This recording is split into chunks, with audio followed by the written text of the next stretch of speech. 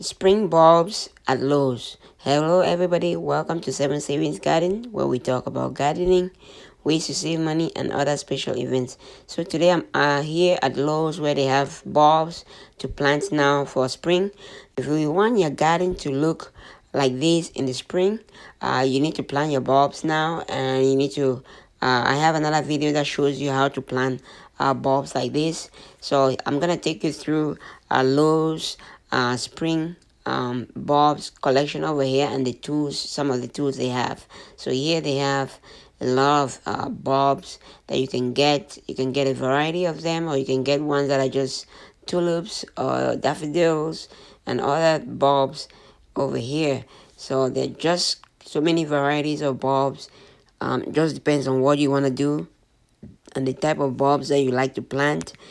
You can just get one pack that has 10, or you can get different packs of bulbs that are different colors to mix them up and plant them together. So definitely something to check out. So let's take a look at it and see.